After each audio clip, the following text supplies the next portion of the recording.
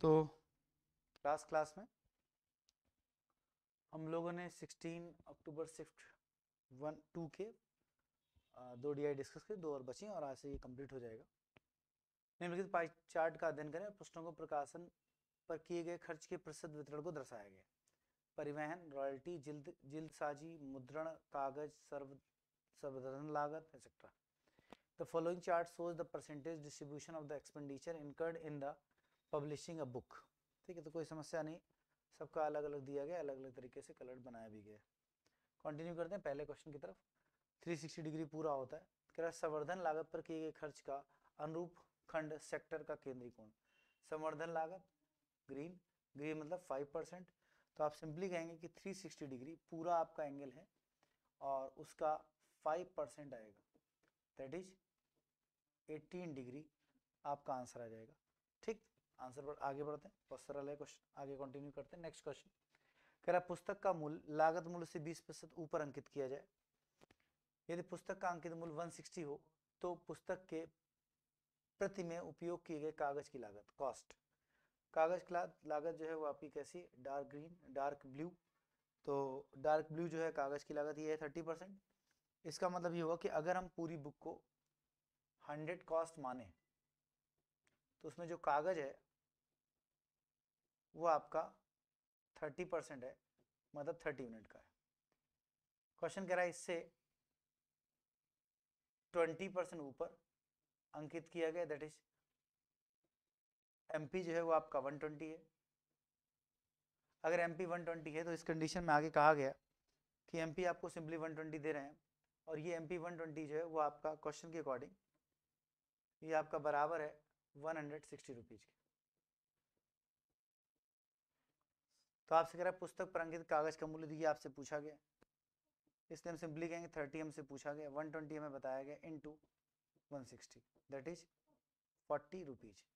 इसका मतलब कागज पर जो खर्च किया गया वो आपका 40 रुपीज है। आंसर हो गया सी नंबर। आगे कंटिन्यू करते हैं। क्वेश्चन नंबर 13, यदि 5200 प्रतियों का प्रकाशन किया जाए और उसमें उसकी परिवहन लागत से राशि 80,500 तो पुस्तक की अनुमानित विक्रय लागत क्या होगी। कह रहा है यदि कह रहा है प्रकाशन 5200 प्रतियों का प्रकाशन किया जाए और उसकी परिवहन लागत की राशि 80,500 तो पुस्तक की अनुमानित विक्रय कीमत क्या होगी अगर 25% लाभ हो। तो परिवहन की लागत की जो राशि है वो आपकी 80,500 है, जो परिवहन है वो आपको ये है, तो 5%, तो आपका 5% है और जो 5% है वो आपका 80,000 कितने रुपए, 500। इसका मतलब अगर परिवहन लागत तो पुस्तक की अनुमानित विक्रय लागत, जबकि उस पर प्रकाशन पर 25% लाभ हो तो हम सिंपली कह सकते हैं कि 100% जो आपकी टोटल कॉस्ट है वो हम निकाल सकते हैं। 100/5 इंटू 80,500 सॉल्व करें, 161 इंटू 100, तो आपके साथ सिंपली आ जाएगा 1614 टाइम्स 0 रुपए, ये आपकी कॉस्ट हो गई। अब क्वेश्चन कह रहा है 25% लाभ, तो 5200 प्रतियों का प्रकाशन किया गया, यदि उसकी तो ये 5200 प्रतियों का है तो कह रहा है आपसे उसकी परिवहन लागत देगी, तो पुस्तक की अनुमानित विक्रय मूल्य क्या होगा, एक का विक्रय मूल्य पूछा गया। तो ये कॉस्ट आ गई कितनी प्रतियों की, 5200 प्रतियों की। तो 5200 से अगर डिवाइड कर दे तो एक की सी हो जाएगा सीपी और 25 से लाभ, तो 125%। ठीक है, तो 125/100 ये आपका आंसर हो जाएगा। सॉल्व करें अप्रोक्सीमेटली, सिंपली है 0 0 एलिमिनेट हो जाएगा यहाँ पर। ठीक है, और 161 इंटू 125/52 सॉल्व करें।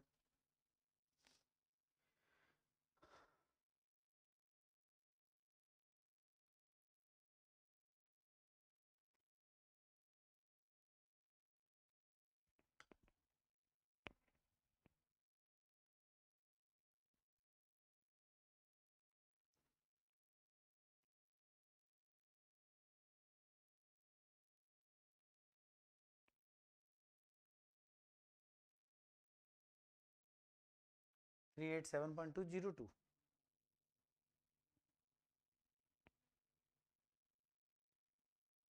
थ्री एट अब यहाँ पर अगर वैसे एलिमिनेट करते हैं तो डेसिमल और सिचुएशन बना लेगा, तो कैलकुलेट करना पड़ेगा। कैलकुलेट करिए फटाक से।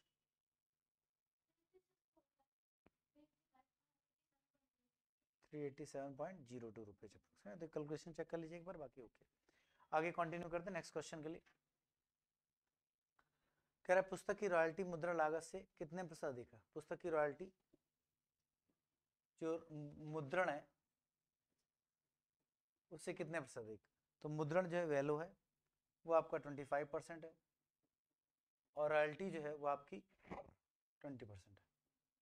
ठीक, तो कह रहा है क्वेश्चन पुस्तक की रॉयल्टी मुद्रण लागत से कितने प्रतिशत कम है, तो आप सिंपली पाएंगे कि आपका 4:5 हो जाएगा। कितना कम है, तो आप पाएंगे 1 कम है। कहाँ से, 5 से इंटू 100, और दैट इज 20%। तो 20% कम है, this is the answer, answer number B. Clear. आगे कंटिन्यू करते हैं नेक्स्ट क्वेश्चन के लिए। कह रहे थे पुस्तकों की एक निश्चित मात्रा के लिए प्रकाशन को 20,600 रुपये मुद्रण लागत हो, तो जो मुद्रण लागत है वो 20,600 है, तो 25% जो है वो आपका 20,600 के बराबर की देना हो, तो इन पुस्तकों की रॉयल्टी पर कितनी रकम देनी होगी। तो रॉयल्टी जो आपका 20% है ये आपसे पूछा गया।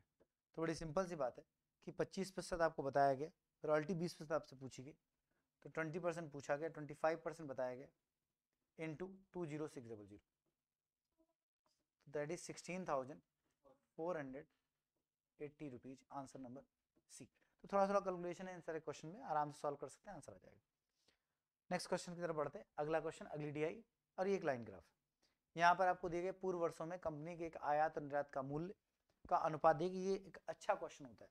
अगर आप डीआई की जो डेटा इंटरप्रिटेशन में क्लास में लेता हूँ उनमें जो क्वेश्चंस दिए गए, अगर आप देखेंगे तो इस तरह के कई सारे क्वेश्चंस आपको मिल जाएंगे जो आपको क्लास में कराए गए। कह रहा है निम्नलिखित ग्राफ आगे में कंपनी द्वारा 2001 से 2007 के दौरान दिए गए आयात की रकम और निर्यात की रकम का अनुपात दर्शाता है।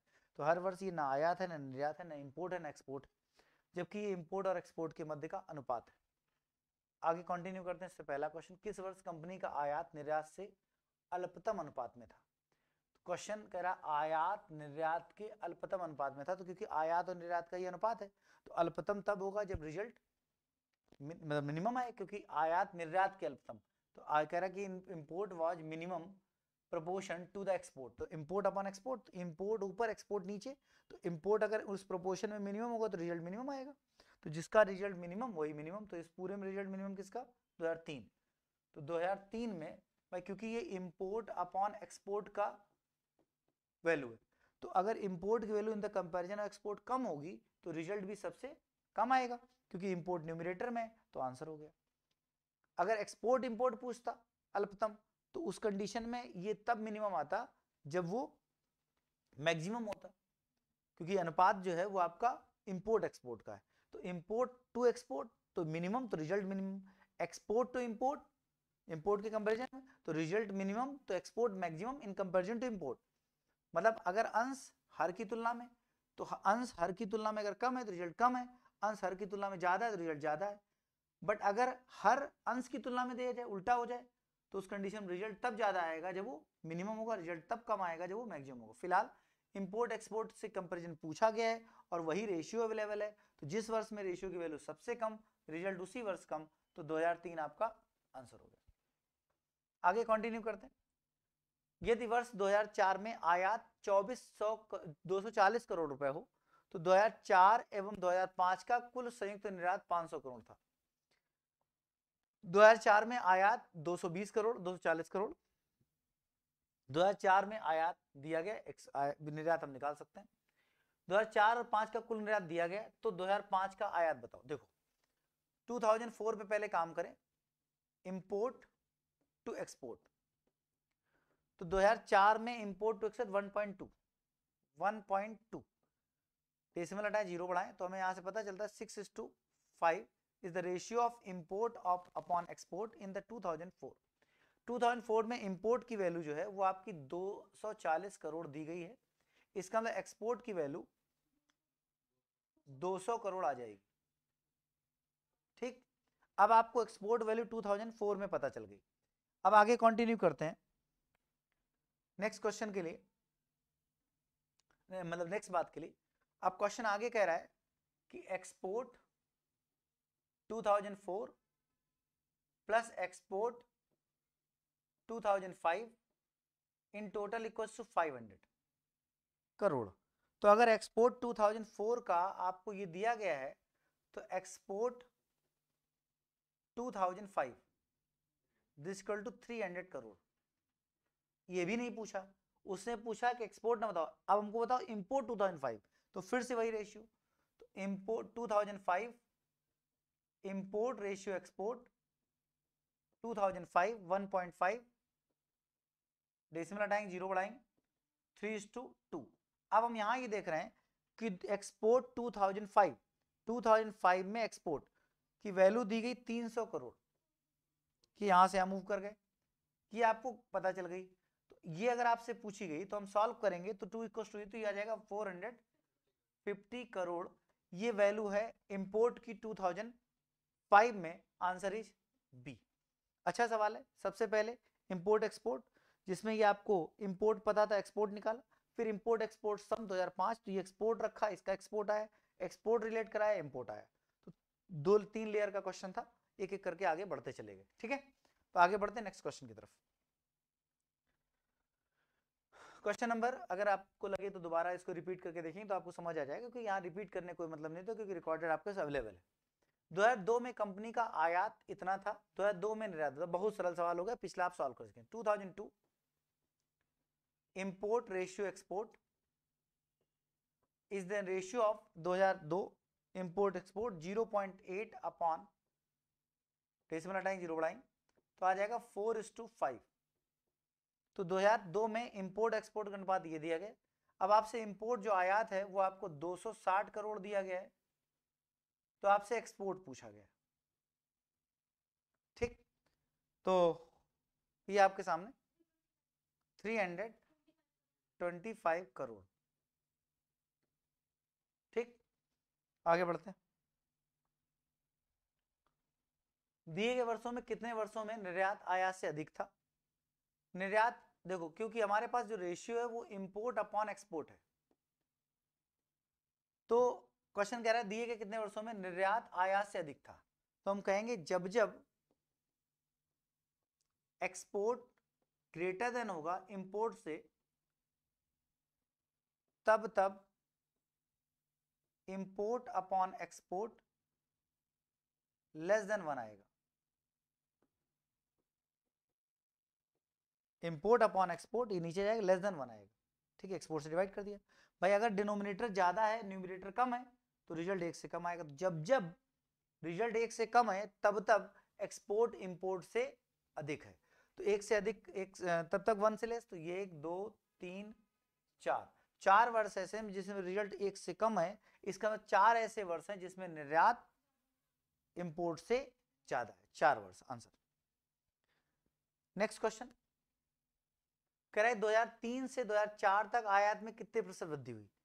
2003 से 4 में आयात, 2003 में आयात निर्यात का अनुपात पता है, 2004 में भी आयात निर्यात का अनुपात पता है। क्या 2003 से 2004 के आयात को निकाल सकते हैं? नहीं। 2003 में उसके आयात निर्यात का अनुपात पता है, 2004 में उसके आयात निर्यात का अनुपात पता है, तो उन दोनों वर्षों में हम आयात की वैल्यू नहीं निकाल सकते, इसलिए उनके बीच रिलेशन नहीं किया जा सकता। क्योंकि हमको पता है, ऐसे समझिए कि इंपोर्ट 2003 अपॉन एक्सपोर्ट 2003 बराबर दिया गया है 0.3। अगर आप डेसिमल हटाएं तो 10 हो गया। उसके बाद एक और डेटा दिया गया इंपोर्ट 2004 अपॉन एक्सपोर्ट 2004, इसकी जो वैल्यू दी गई है वो आपको दी गई 1.2 अपॉन 10, दैट इज 6/5।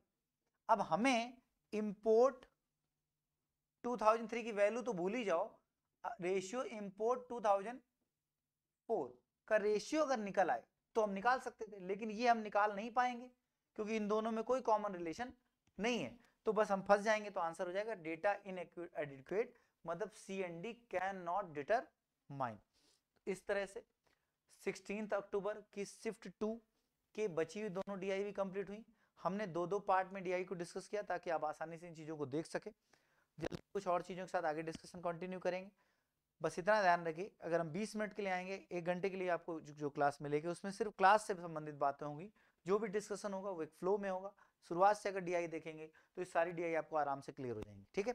अगर आप एक क्वेश्चन देखेंगे तो कुछ नहीं समझ में आएगा, नहीं समझ में आया दोबारा रिवाइज करके देखिए, एकदम चीजें क्लियर होंगी। बट इससे पहले डीआई समझने के लिए अर्थमेटिक की बातें क्लियर होनी चाहिए। Okay, thank you.